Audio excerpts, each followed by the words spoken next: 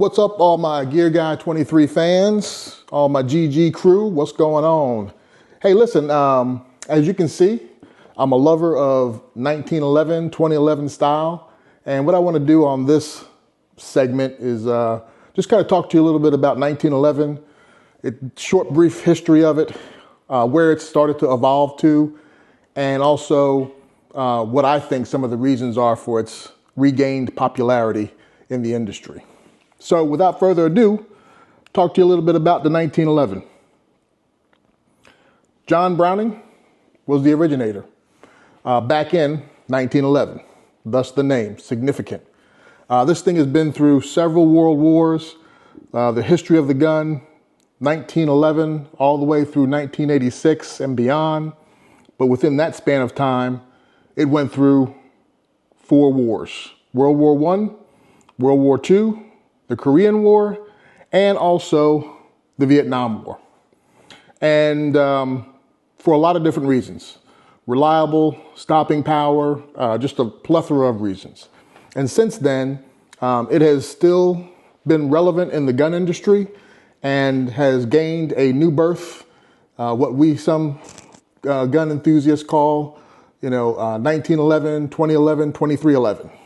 So, I'm going to go through a couple things here real quick. So, the 1911, here it is right here.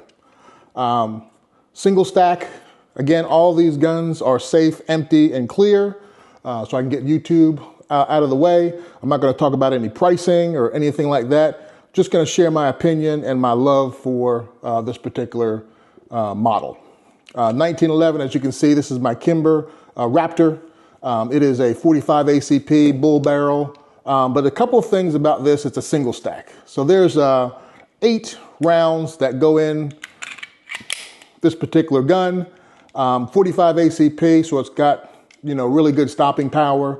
And the features of the 1911 is that you can be locked and cocked, as they say, and very little to no fear of a misfire. Drop it, kick it, no misfire, because you've got safeties. So you've got a manual safety right here, tactile, and then also you have what's called a beaver tail or a beaver tail safety right here. So this has to be pressed in, this has to be let down in order for that thing to fire, as you can see. If it's not pushed in, no fire. If this is not pressed and the safety is down, still no fire. Okay, you got to have these obstacles pressed in order for it to fire. So this is the basic of a 1911. Now, the reason why it lost its popularity is because single stack.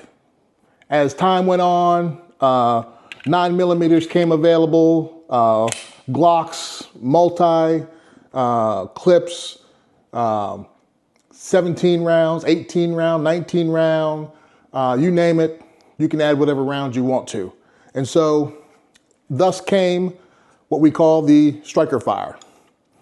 Different mechanism inside, safety's all internal except for your trigger safety right here.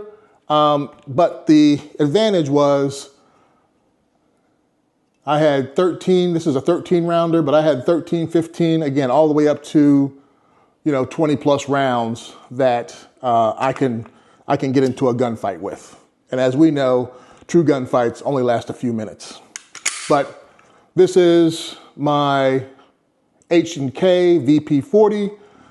It does have a indicator on it, lets you know that the hammer is cocked back and ready for ignition.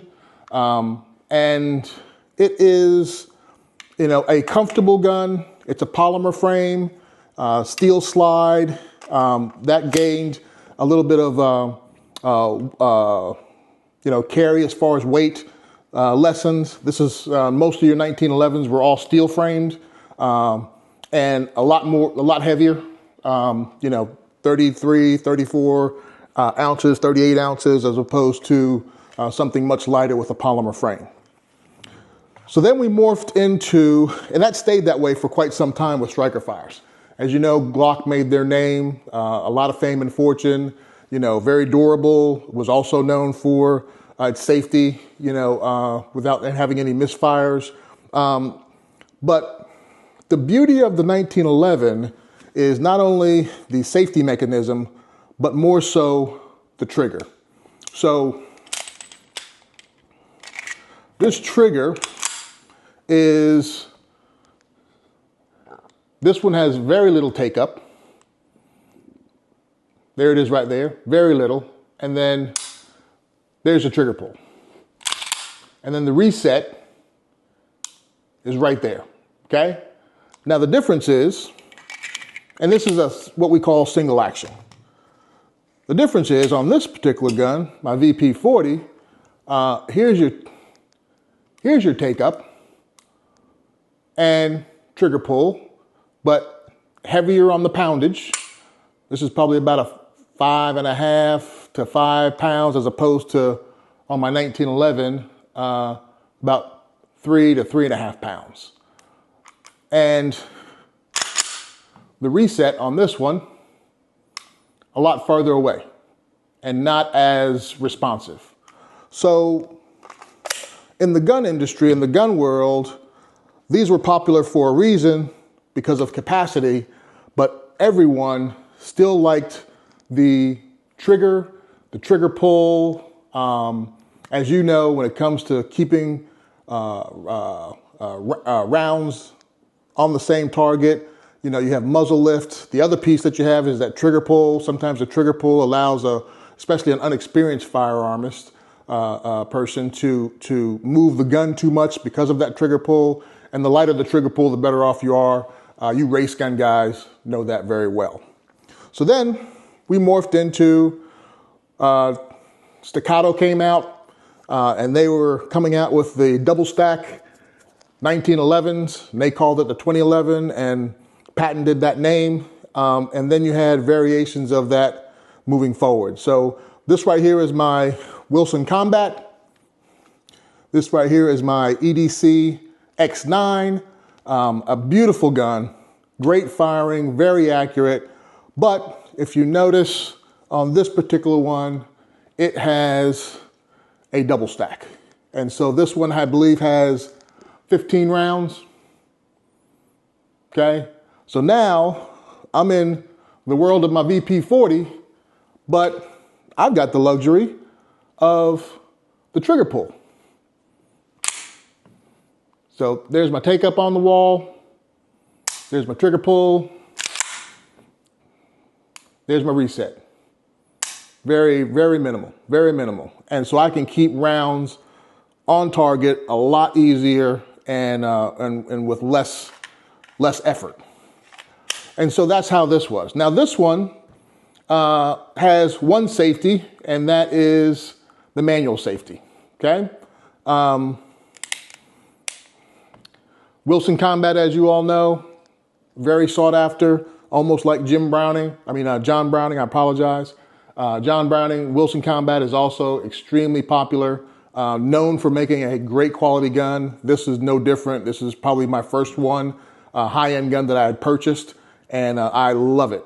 Easy to shoot, very reliable, and that's what this is. This one, however, does not have a beaver tail safety. It's got a short bobtail on the end here, and again, just that manual safety, very tactile. I'm not going to go over any features, really kind of just giving you the path of where we're at now with the 2011s. And then they said, hey, we got to do bigger, better, faster.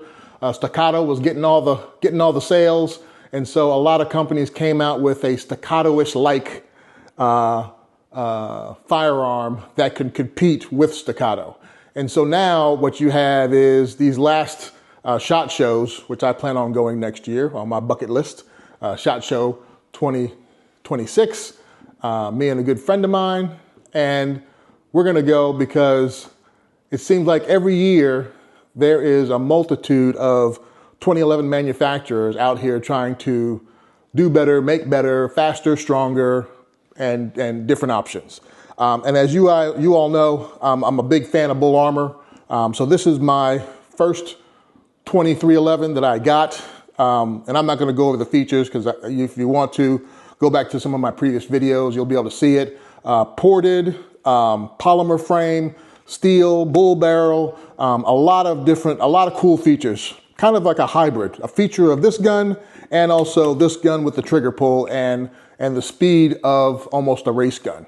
And so this one has the beaver tail safety, has the manual safety, very tactile, and the trigger pull is phenomenal.